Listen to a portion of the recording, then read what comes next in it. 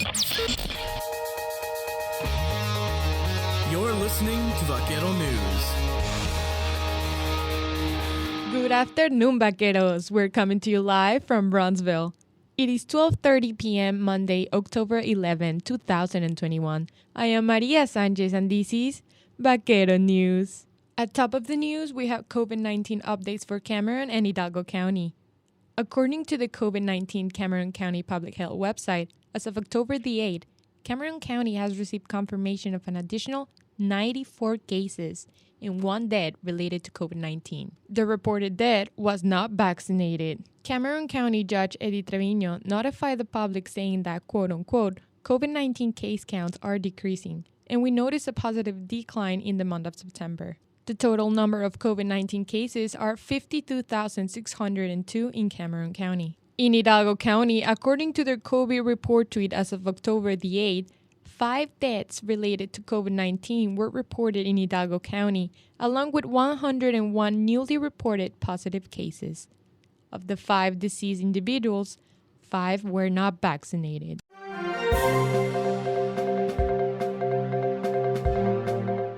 The Civic Engagement Alliance held a mayoral forum last Tuesday with candidates Ramiro Garza and Gilbert Enriquez. Rodolfo Alvarado has more details. The Civic Engagement Alliance held a mayoral forum at 5:30 p.m. last Tuesday with candidates Ramiro Garza and Gilbert Enriquez at the Student Union Theater and online through Zoom to allow the running politicians to address concerns of the Utrgv community. The event was moderated by Vice President of Education for the Civic Engagement Alliance, Samuel Valdez.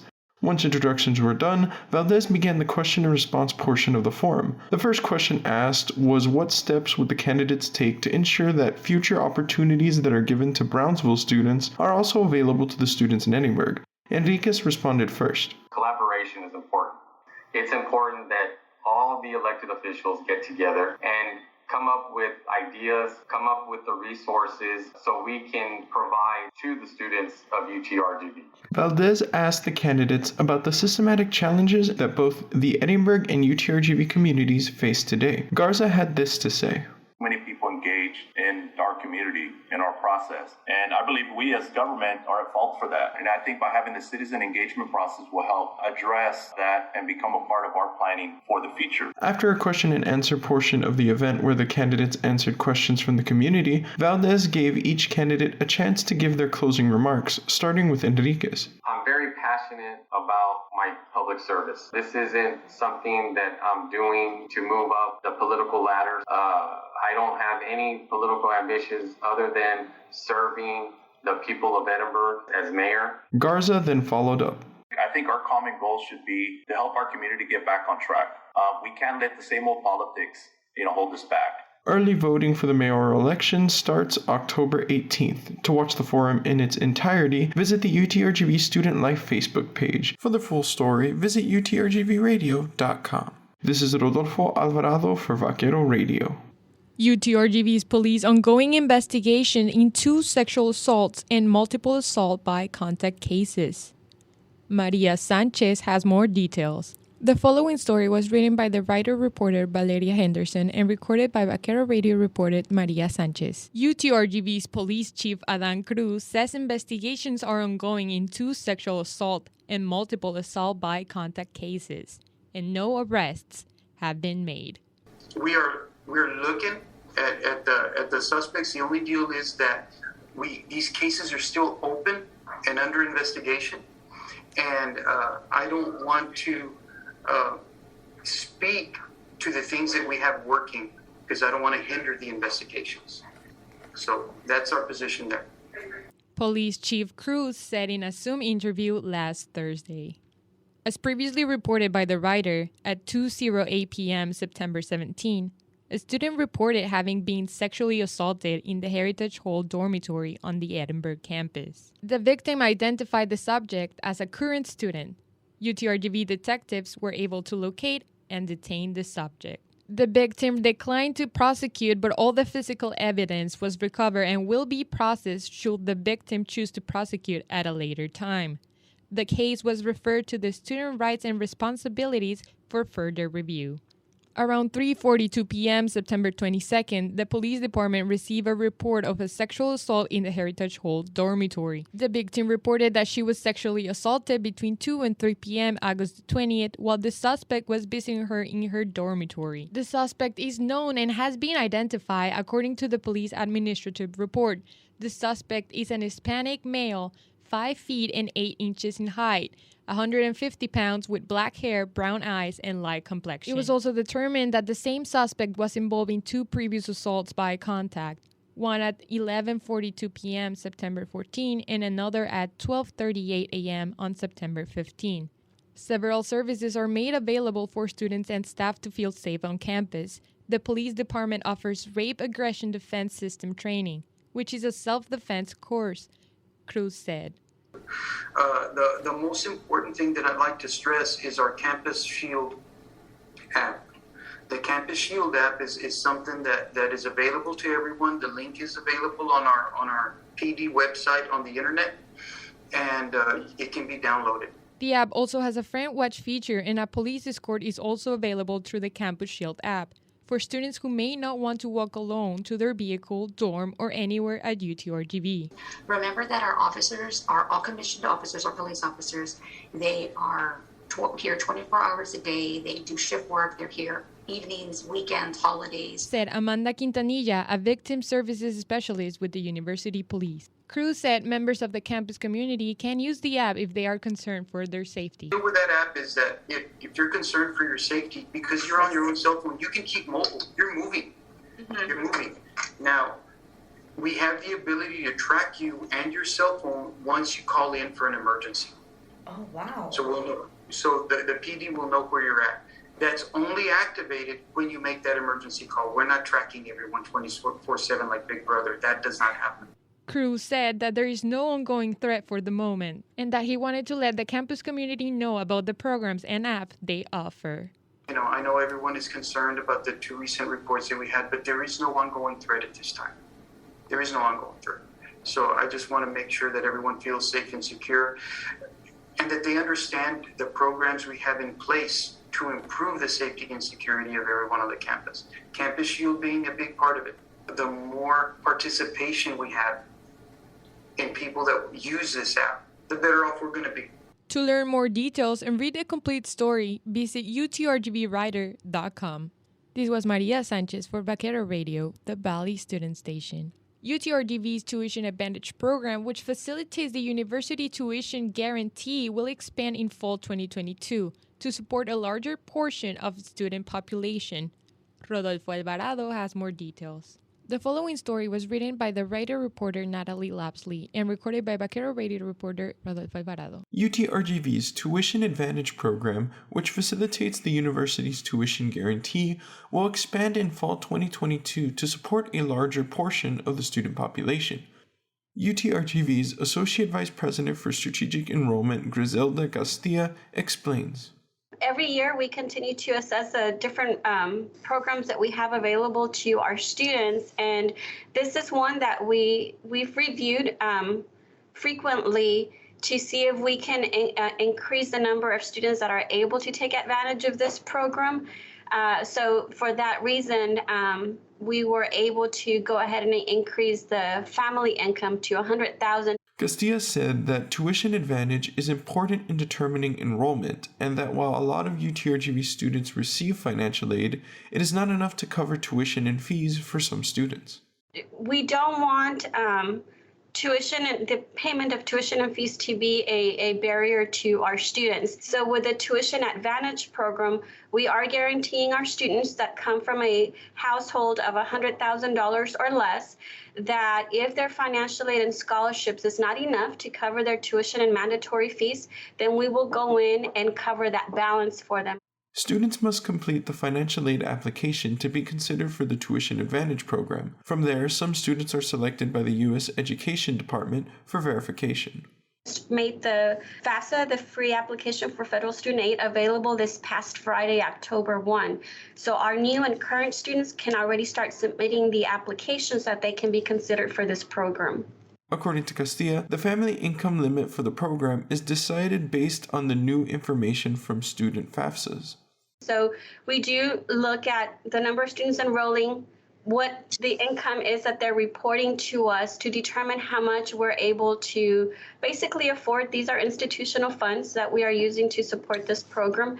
And so we do ensure that whatever increase we make to the household income, that we're able to fund those students. The Tuition Advantage program plays a large role in enrollment due to the support it offers to both current and new students. Castilla said that around 78% of students receive some sort of financial aid, which includes students who are covered by the Advantage program. So Utrgv Advantage will help us with the recruitment aspect of new students, as well as the retention and graduation rates of our students that are already here with us. Castilla mentioned that the Tuition Advantage program is available to all students pursuing their first bachelor's degree. She said that while the assessment of financial aid programs is routine, the effects of COVID-19 did play a factor in expanding the Tuition Advantage program. We always assess our programs to see if we can further expand any of our scholarships, any of our institutional programs like Utrgv Advantage. And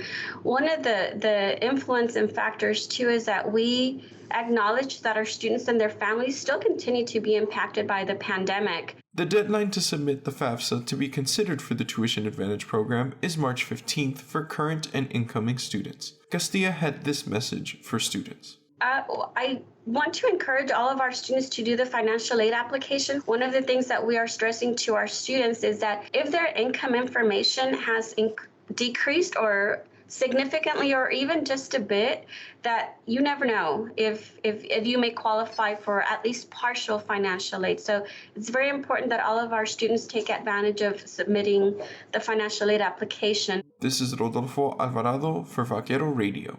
The Utrgv Department of Intercollegiate Athletics announced an open agreement with NoCap Sports, where student athletes can use the marketing platform to facilitate endorsement deals.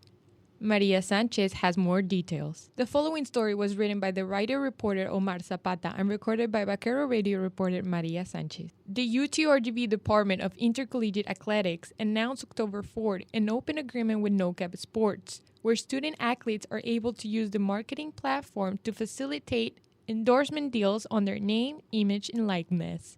NoCap Sports is a marketing platform that is a portal for collegiate athletes who want to use their NIL for marketing opportunities from major brands and companies looking to sign endorsement deals with them. I think it's an exciting first step in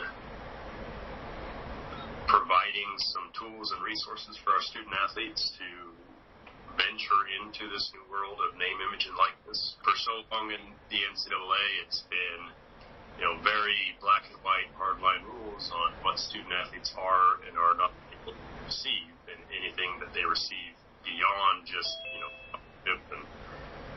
and benefits from the university was forbidden. And so now that that's opened up, it's a new world for these student athletes. Said Nathan Berg, a Senior Associate Athletic Director for Compliance and Administration. Berg said NoCap offers a variety of benefits for student athletes and businesses that want to use the platform. From having all contracts and agreement documents sent through the platform, it can facilitate business transactions, make sure the endorsement deal is aligned with Texas law and institutional policy, and can help students with filing taxes, social media branding, and financial literacy. All of this comes at no cost to the student athlete, Berg said. NoCap they'd never take away from the deal. So if a student athlete signs a deal for $100 to publicize, let's say a local restaurant, and they say, okay, we're going to take $100 and by doing that, you agree to post, one time per week for X amount of weeks about our restaurant. So that was an important aspect for us to make sure that we weren't mandating something that would take money out of their own pocket. Student athletes have the option to not use NoCap Sports for endorsement deals, but will have to facilitate all aspects of the deal on their own or through a different company. Chase Gunk, Vice President and Director of Athletics, said NoCap is a good platform that the department has invested time and research in to make sure it found the right platform to bring to the university and student athletes. I think this is a space that is going to evolve a lot over the next year, 2 years, 5 years, 20 years. But we had to start somewhere. and it's happened really fast. So the Texas state law set some guidelines for us. So in that, there's some things that we have already started to do and will continue to do. One of those pieces is education, making sure we're educating our student athletes. He said the athletics department has mandatory session for student athletes and calls them life skills sessions, with topics ranging from fiscal responsibilities, money management, and paying loans. The next session will be about the no-cap platform and tax forms on November 15. When asked if the endorsement deals from the community will bring more people to Utrgv games or events, Kong replied, Yeah, it certainly can. And I think as this evolves over time, I think what I hope happens, and it's an open market space for the community to engage with our student athletes, but there's a lot of creativity that can happen, right? And there's a lot of things that our student athletes can possibly help those businesses, but I think that those businesses certainly have traditionally helped us in athletics and can help bring awareness to our young people that represent the Vaqueros. So we see it as a win-win and a really neat thing that our student athletes now have a chance to be a part of, and look forward to watching it evolve over the next few years, and certainly will change like everything else has changed in college athletics over the last 5 or 10 years. To read the complete story and learn more details, visit utrgvwriter.com. This was Maria Sanchez for Vaquero Radio, the Valley Student Station. The Utrgv Women's Golf traveled for the New Mexico State AG Golf Invitational. Aaron Vasquez has more details. This past Monday, October 4th through Wednesday, October 6th, Utrgv Women's Golf traveled to Las Cruces, New Mexico for the New Mexico State Aggie Golf Invitational. The event was hosted by New Mexico State University and was attended by 20 different institutions. Among these 20, Utrgv Women's Golf placed 13th with a total score of 910. Utrgv finishes ahead of rival Western Athletic Conference teams Stephen F. Austin and future WAC team Southern Utah. The Vaqueros also finished just below WAC newcomer Dixie State, who placed tied 11th and placed 2 slots above longtime Utrgv rival Texas A&M Corpus Christi, who placed 15th. Utrgv sophomore Sofia Tejeda placed highest for the Vaqueros individually, coming in tied at 22nd. Fellow sophomore Mercedes Vega placed next highest for the Vaqueros at 47th. Next was sophomore Samantha Garza at 53rd, then freshman Maria Jose Ramirez at 59th, and finally graduate student Rachel Yu at 102nd. Incarnate Word will go on to win the team title with a score of 863 through 3 rounds, and would also take the individual title as Ellen Nicholas recorded a score of 208 through 3 rounds. The Vaqueros will compete next at the Pat Bradley Invitational held by Florida International University. The event will be from Saturday, October 16th through Monday, October 18th in Sarasota, Florida at the Lakewood Ranch Golf Club. This is Aaron Vasquez with Vaquero Radio. Utrgv Men's Golf attended the Trinity Forest Invitational this past Monday. Aaron Vasquez has more details. Utrgv Men's Golf attended the Trinity Forest Invitational this past Monday, October 4th through Tuesday, October 5th in Dallas, Texas. The event was hosted by Southern Methodist University. 14 teams participated in the event. The Vaqueros placed 14 out of 14 during this event, scoring 295 points in round 1, 311 points in round 2, and 309 points in round 3, giving them a grand total of 915 points for the whole tournament. For individual placements, here's how the Vaqueros did. Freshman Lars Vanderveit tied for 50th. Fellow freshman Juan Luis de Bethencourt Duke tied for 63rd. Sophomore Leonardo Novella tied for 67th. Sophomore Sebastian Lundberg tied for 72nd. And sophomore Rashri Kanesh Kanavathi finished 76th.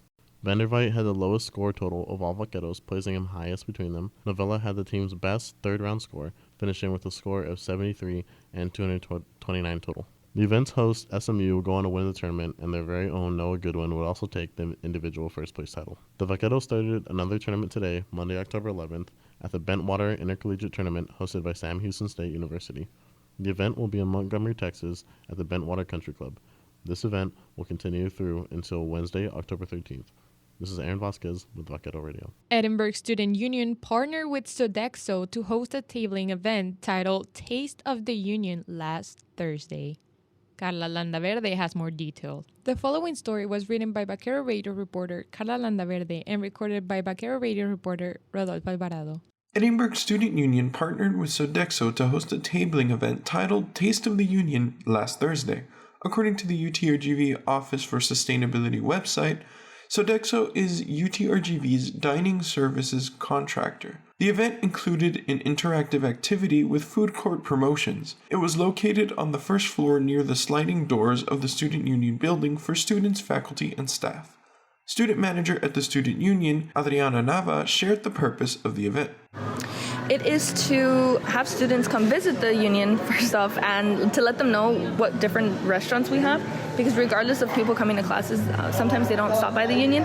So it's good to just promote our food venues that we have and everything new that is here at the union. Nava explained her role for the event.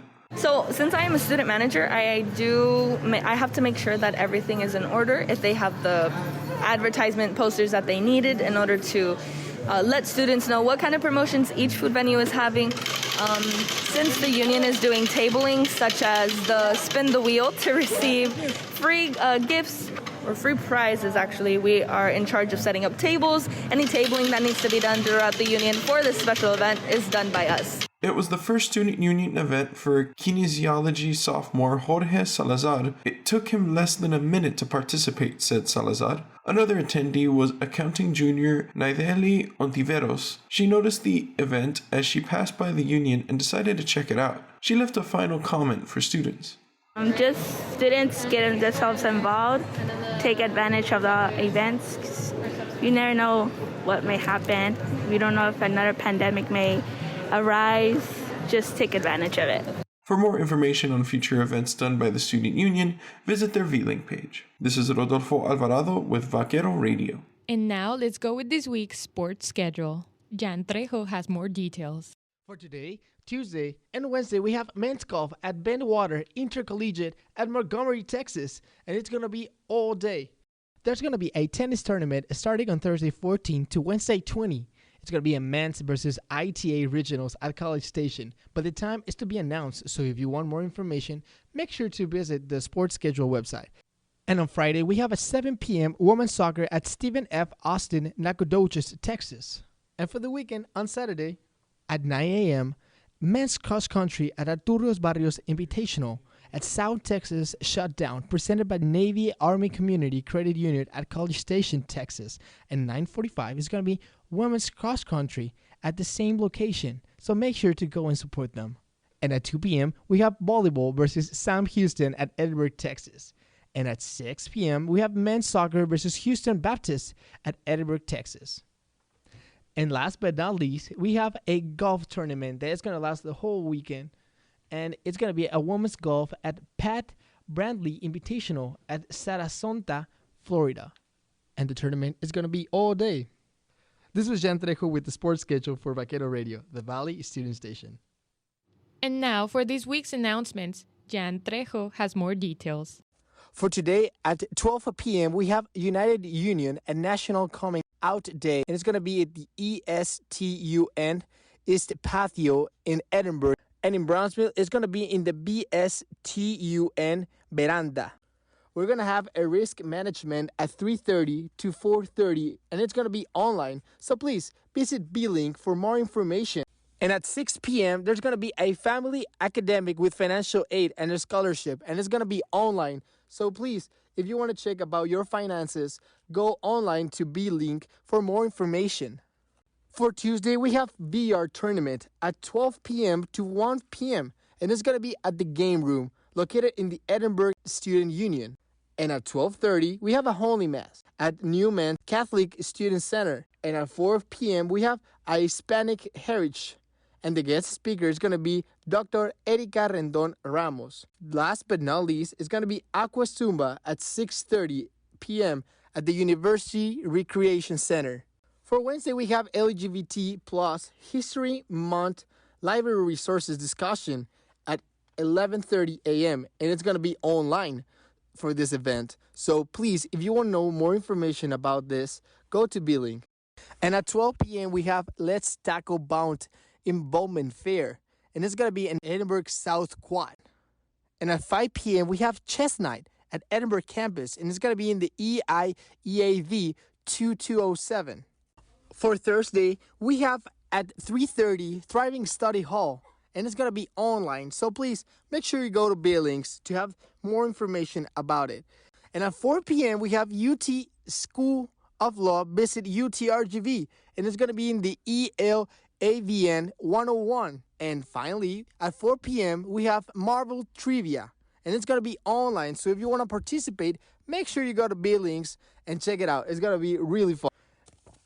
And from Brownsville, we have a chess night too, and it's going to be at 5 p.m., and it's going to be in the Sambo Hall in Brownsville. So please, if you want to have a chess night full of emotions, go and check it out. And we have Chi Alpha on Thursday at 6 p.m., and it's going to be in the ESCNE at 2102. So please, if you want to have a great time of worship, go and check it out. At Friday at 10 a.m., we have an Ally Safe Zone training, and it's going to be online. So please make sure to go Billings and check it out for more information.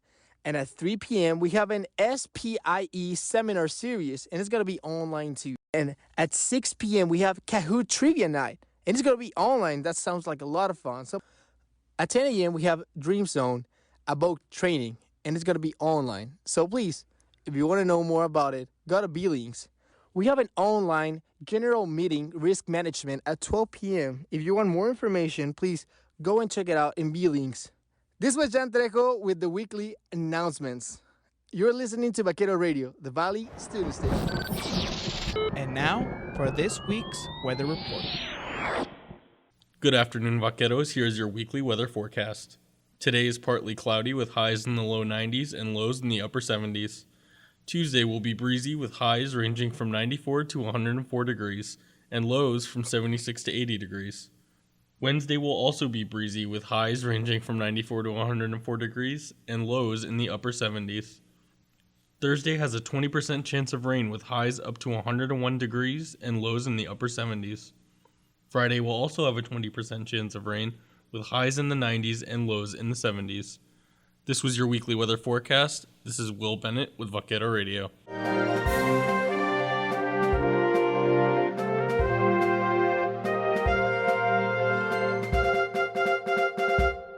And that's it for today's newscast. If you have any story idea, send us an email to radio@utrgv.edu.